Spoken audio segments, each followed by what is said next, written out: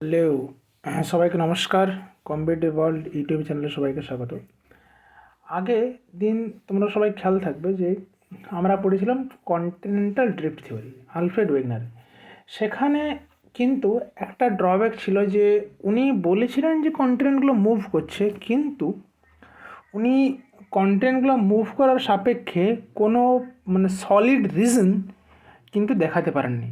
আর উনি যে দুটো ফোর্সের কথা বলেছিলেন, একটা তোমার হচ্ছে পোল ফ্লিং ফোর্স আর একটা টাইডাল ফোর্স, এই দুটো ফোর্স কিন্তু এতটাও পাওয়ারফুল নয় যে সে এত বিশাল কন্টিনেন্টগুলোকে ও মুভ করাতে পারবে। তাহলে মনে স্বভাবতই প্রশ্ন আসে, তাহলে অ্যাকচুয়াল কী কারণে কন্টিনেন্টগুলো মুভ করছে, বা আদৌ কি আলফ্রেড ওয়েগনারের কন্টিনেন্টাল মুভ করার থিওরিটা সত্যি? অবশ্যই হ্যাঁ, ওনার থিওরিটা পার্সিয়ালি কারেক্ট। উনি যে বলেছিলেন যে কন্টিনেন্টগুলো মুভ করছে, অবশ্যই কন্টিনেন্টগুলো মুভ করছে, কিন্তু the mechanism it is different, that is stated by Alfred Wegener. এই আলফ্রেড ওয়েগনারের দুটো যে থিওরি, সেই দুটো আলফ্রেড ওয়েগনারের থিওরিকে রেটিফাই করতে দু তিনটে থিওরি আসে। সেটা হচ্ছে, একটা নম্বর হচ্ছে কনভেকশনাল কারেন্ট থিওরি এবং সি ফ্লোর স্প্রেডিং। এটা আলফ্রেড ওয়েগনারের যেগুলো ড্রব্যাকস ছিল সেটা কিছুটা হলেও এ কিন্তু মিটিগেট করতে পারে। তাহলে প্রথমে আসি convectional current theory and C floor spreading. তাহলে প্রথম হচ্ছে কনভেকশন কারেন্টস কি। ঠিক আছে, কনভেকশনাল কারেন্ট হচ্ছে, আমরা একটা জিনিস কি জানি যে, প্রথমে দেখেছি কনভেকশনাল কারেন্ট কি। আমরা একটা জিনিস জানি যে, এক সেকেন্ড, যে আমাদের আগে যখন আমরা ইন্টেরিয়র অফ দ্য আর্থ পড়েছিলাম, তখন আমরা কি দেখেছি যে আমাদের ক্রাস্ট, সলিড ক্রাস্টের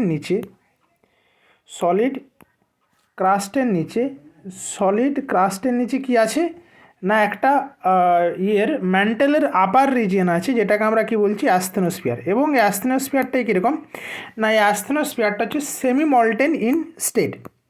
অ্যাস্থেনোস্ফিয়ারটা কীরকম না, অ্যাস্থেনোস্ফিয়ারটা হচ্ছে সেমি মল্টেন। এর প্রপার্টি কি সেমি মল্টেন। কেন এরকম হচ্ছে, এক সেকেন্ড। এর প্রপার্টি কি, এর প্রপার্টি হচ্ছে সেমি মল্টেন। সেমি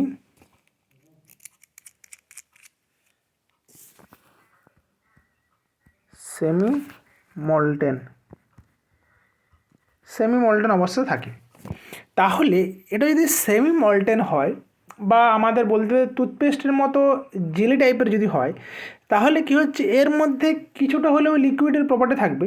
এবার এই যে এই অ্যাস্থেনোস্ফিয়ারে মধ্যে এই সেমি মল্টেন লিকুইড বা ম্যাগমাটা কি হয়, যে এর ভিতরে কারেন্টের মতো ফ্লো করে। কারেন্ট মানে হচ্ছে তো নদীর যেরকম স্রোত হয়, সেরকম স্রোতের প্রবাহিত স্রোতের মতো প্রবাহিত হয়। সেটাকে আমরা কি বলছি, কনভেকশনাল কারেন্ট। এবার আমাদের মনে স্বভাবতই যদি প্রশ্ন আসে যে এটা যদি সেমি মল্টেন স্টেট হয়, তার মানে এই যে কনভেকশনাল কারেন্ট আসছে, মানে কি নিশ্চয়ই এই যে এই অঞ্চলটা প্রথমে, নিচের অঞ্চলটা, এই অঞ্চলটা প্রথমে হিট হচ্ছে। সেই হিট হলে কী হবে, সেটা হালকা হবে, হালকা হলে উপরে উঠে যাবে। এবার উপরে উঠলে কিছু ঠান্ডা হবে, আর ঠান্ডা হয়ে আবার নিচে আসবে। তাহলে এই যে প্রথমে হিটের প্রভাবে উপরে উঠে যাওয়া এবং ঠান্ডা হয়ে নিচে নেমে আসা, তাহলে আমাদের মনে নিশ্চয়ই এটা প্রশ্ন আসে যে এই যে হিট, তার হিটের সোর্স কী না। প্রথমে এক নম্বর সোর্স হচ্ছে রেডিও অ্যাক্টিভ ডিকে। আমাদের ওই মেন্টালের ওই পোর্শনে রেডিও অ্যাক্টিভ ডিকে হওয়ার জন্য হিট থাকে। আর residual heat of earth's formation, মানে পৃথিবীর ফরমেশনের সময় যে হিট উদ্ভূত হয়েছিল, সেই হিটের কিছুটা হিট কিন্তু আমাদের পৃথিবীর অভ্যন্তরে ট্র্যাপড হয়ে আছে। তাহলে সেই হিটের জন্য কিন্তু একটি সেমি মল্টেন স্টেটে অবস্থান করে, এবং এর জন্য কনভেকশনাল কারেন্ট সৃষ্টি হয়। ঠিক আছে, এবার হচ্ছে তোমার ওয়ার্কিং অফ কনভেকশনাল কারেন্ট, যেটা আমি একটু আগে বললাম যে আমরা যখন ইয়ের ক্ষেত্রে কী হয়, যখন আমরা এয়ারের ক্ষেত্রে কী দেখি, এয়ারের ক্ষেত্রে দেখি না, যখন আমাদের হিটের প্রভাবে গ্রাউন্ড যখন উত্তপ্ত হয়, তখন এক সেকেন্ড, হিটের প্রভাবে গ্রাউন্ড যখন উত্তপ্ত হয়, তখন এই গ্রাউন্ড উত্তপ্ত হলে কী হবে, যে এর যে নিকটবর্তী যে এয়ার আছে, সেই এয়ারটা ওয়ার্মার হবে। এবারে সেই এয়ারটা ওয়ার্ম হলে, সে ওয়ার্ম এয়ার কি জানি, আমার ওয়ার্ম এয়ার তুলনামূলক রিলেটিভলি লো ডেন্সিটি হওয়ার জন্য রিলেটিভলি লাইটার হওয়ার জন্য আস্তে আস্তে উপরে উঠে যাবে। এবার উপরে উঠে কী হবে, যখন যত উপরে উঠতে থাকবে তত কী আস্তে ঠান্ডা হবে। এবার ঠান্ডা হলে আবার সে নিচের দিকে নেমে আসবে। মানে এইভাবে যে একটা চক্রাকারে এর যে একটা মুভমেন্ট হচ্ছে, এটাকেই বলা হচ্ছে কনভেকশন। সিমিলার কি জিনিসটা এখানেও ঘটে। এই নিচের জায়গাতে এই জায়গাতে হিট উৎপন্ন হয়, এই জায়গাতে হিট উৎপন্ন হয়, এই জায়গাতে হিট উৎপন্ন হওয়ার জন্য কী হয়, এই আস্তে আস্তে আস্তে আস্তে কনভেকশনাল কারেন্ট সৃষ্টি হয়। হ্যাঁ, এইভাবে কি হয় যে আমাদের কনভেকশনাল কারেন্টগুলো আমাদের পৃথিবী মেটালে কাজ করে। ঠিক আছে, এবার আসি যে convectional current and plate movement. মানে এই যে আমাদের আলফ্রেড ওয়েগনার বলেছিলেন যে আমাদের কন্টেন্টগুলো মুভ করে, তার পেছনে উনি যে কারণগুলো দিয়েছিলেন সেই কারণগুলোর জন্য একদমই মুভ করে না। এইখানে এটা মুভ করে তোমার হচ্ছে কন্টিনেন্টাল বা কনভেকশন কারেন্টের জন্য। ঠিক আছে, কনভেকশনাল কারেন্টের জন্য কীরকম হচ্ছে যে যখন ধরো একটা সবচেয়ে ভালো অ্যানালজি দিলে মনে হয় যে একটা তুমি কোনো দেখেছো যে একটা তোমার চায়ের পাত্র বা এই যখন চায়ের জল ফুটছে, সেই চায়ের জল ফুটানোর সময় যদি আমরা ওর উপরে দুটো লেবু পাতা বা কাগজি পাতা ফেলে দিই, কাগজি পাতাটা কী করে পরস্পরের সাথে কোনো সময় কাছে চলে আসে, কোনো সময় দূরে সরে যায়, বা আবার কোনো সময় কী হচ্ছে হ্যাপাজাটলি মুভমেন্টের সৃষ্টি হয়। সেটাও তো আমাদের কনভেকশনাল কারেন্টের জন্য হচ্ছে। আমরা যখন ওই লিকুইডটা মানে ওই চায়ের জলটার মধ্যে আমরা যখন দুটো লেবু পাতা বা কাগজি পাতা ফেললাম, তখন কি হয় যে ওর মধ্যেও তো একই রকমের কনভেকশনাল কারেন্ট সৃষ্টি হয়। যে নিচে যেখান থেকে বার্নারের সামনের যে লিকুইড জলটা, সেই জলটা প্রথমে উত্তপ্ত হবে।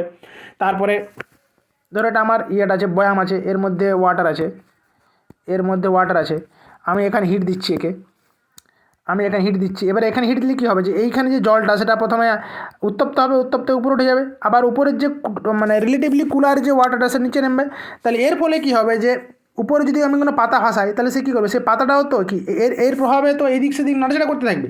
এটাই হচ্ছে কিন্তু যে আমাদের কনভেকশনাল কারেন্টের সাহায্যে প্লেটের মুভমেন্টের সবচেয়ে ইজিয়েস্ট সিম্পলেস্ট ওয়েতে বোঝানোর জন্য।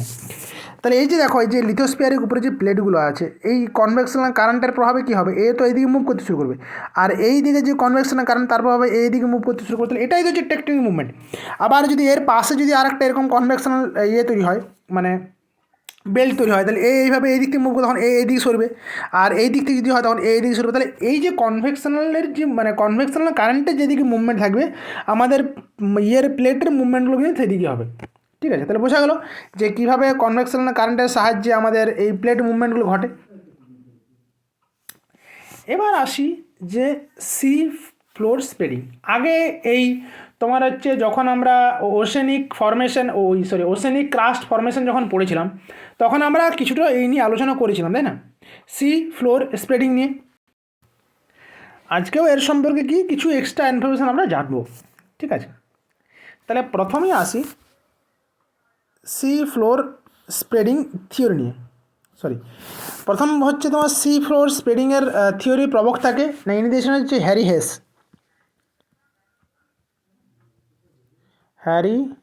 হেস। কত সালে না 1961। 1961 সালে হ্যারি হেস এই সি ফ্লোর স্প্রেডিংয়ের কনসেপ্ট দেন। ঠিক আছে, এবারে এটা আমরা কোথায় জানতে পারছি না, আমাদের কি করে যে মানে আমাদের এই যে সি ফ্লোর স্প্রেডিং থিওরি সম্পর্কে আমরা জানলাম কোথা থেকে না, এটাই জেনেছি হচ্ছে তোমার এই ওশেন ফ্লোরের ম্যাপিং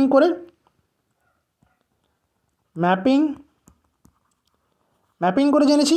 আর একটা কীভাবে জেনেছি না, এটা তোমার হচ্ছে প্যালিওম্যাগনেটিক স্টাডি করে,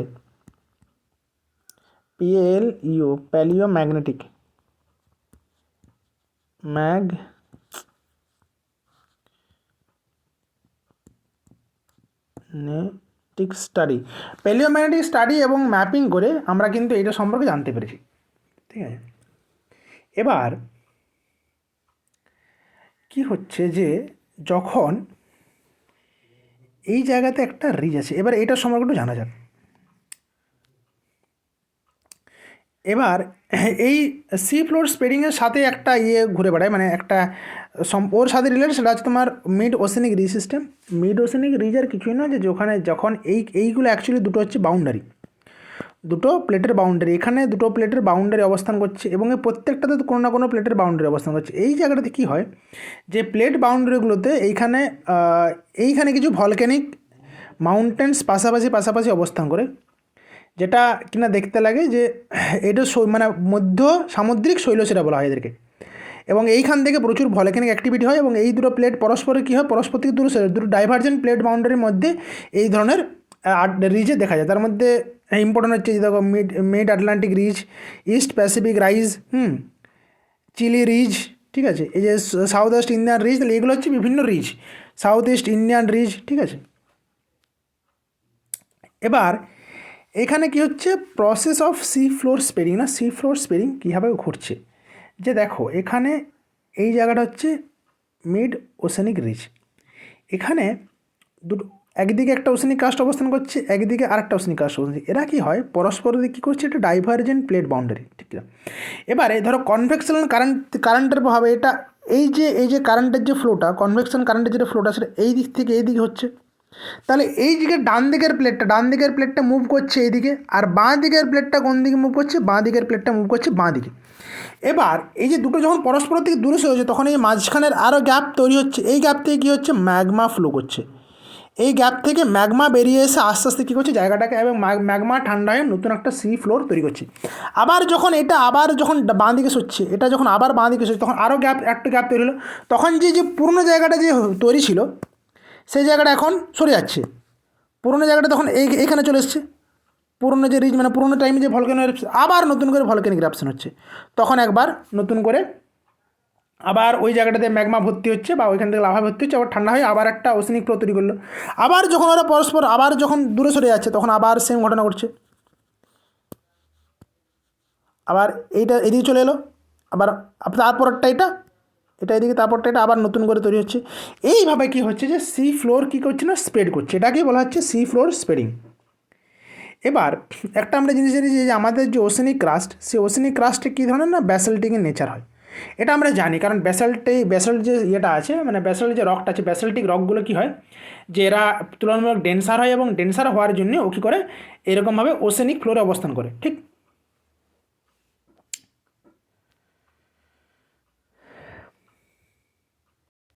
এবার আসি magnetic evidence of sea floor spreading.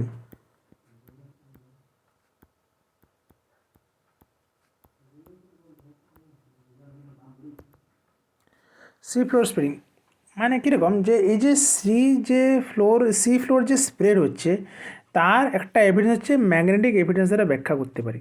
প্রথমে যে ম্যাগনেটিক এভিডেন্স কীরকম না, প্রথম হচ্ছে কি যে এটা ব্যাসল্ট যে শিলা, এই যে ব্যাসল্টের মধ্যে কি থাকে, ব্যাসল্টের মধ্যে থাকে ম্যাগনেটাইট,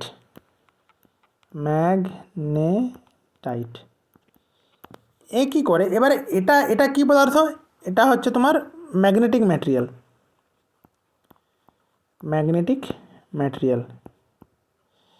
এবার আমরা একটা জিনিসকে দেখেছি যে আমরা এটা তো জানি যে আর্থ হচ্ছে তোমার একটা বৃহৎ ম্যাগনেট, ঠিক কিনা, যার এটা যদি আমার নর্থ পোল ধরি, এটা যদি আমার সাউথ পোল ধরি, তাহলে এইখানে কী আছে, এটা ম্যাগনেটিক সাউথ, আর এখানে কি ম্যাগনেটিক নর্থ অবস্থান করে, ঠিক তো।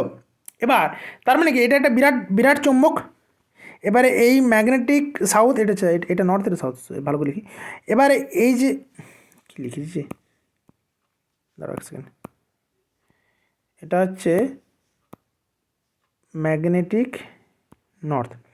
এবার আমরা কি জানি যে যখন একটা ম্যাগনেটিক ম্যাটেরিয়াল হয় তখন ম্যাগনেটিক নর্থ থেকে চুম্বক বলরেখা গিয়ে এবারে ম্যাগনেটিক সাউথ এসে মিলিত হয়, ঠিক তো।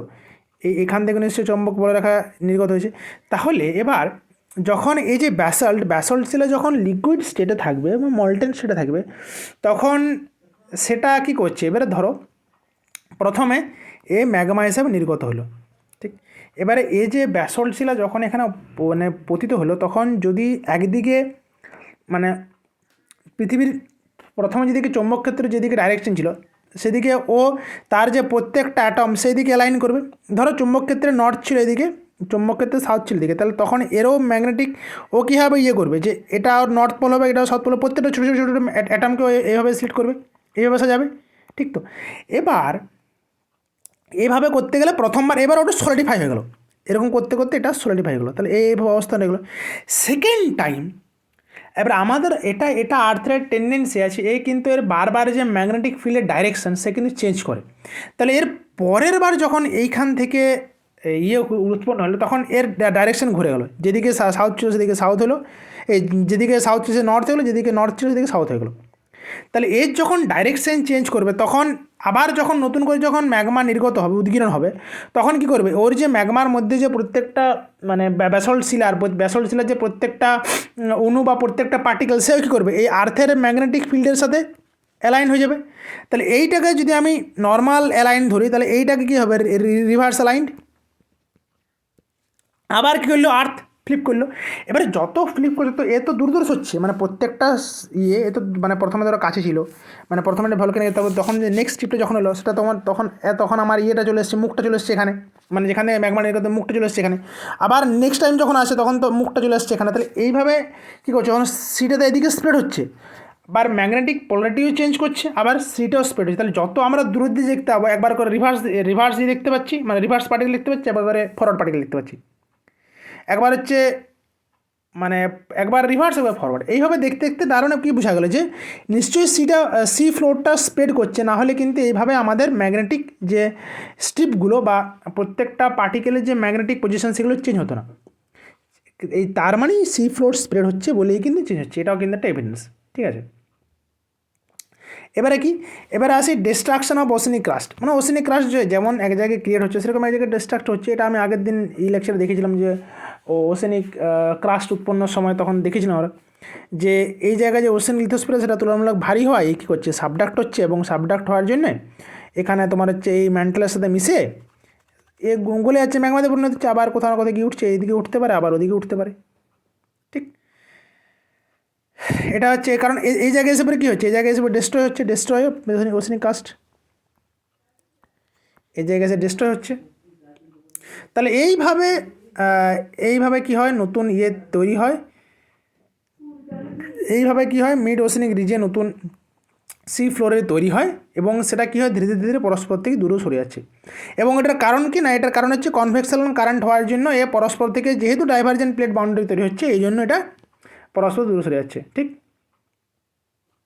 তাহলে এটা গেল তোমার হচ্ছে এই সি ফ্লোর স্প্রেডিং এবং কনভেকশনাল কারেন্ট থিওরি। এরপরে কি, যে এই যে দুটো থিওরি সেটা আমার কী করছে, এই যে আমাদের যে কী বলে কন্টেনার ড্রিপ ছিল আলফ্রেড ওয়েগনার, উনি যে থিওরি দিয়েছিলেন সেই থিওরিটাকে কী করছে, যে ওর যে উনি যে কারণটা বলে দিতে পারেননি, এই দুটো কারেন্ট মানে কনভেকশনাল কারেন্ট থিওরি এবং সি ফ্লোর স্প্রেডিং, এটা কিন্তু ওই ওনার কারণটাকে ব্যাখ্যা করতে এতদিন এসে পরে সক্ষম হলো। ওকে,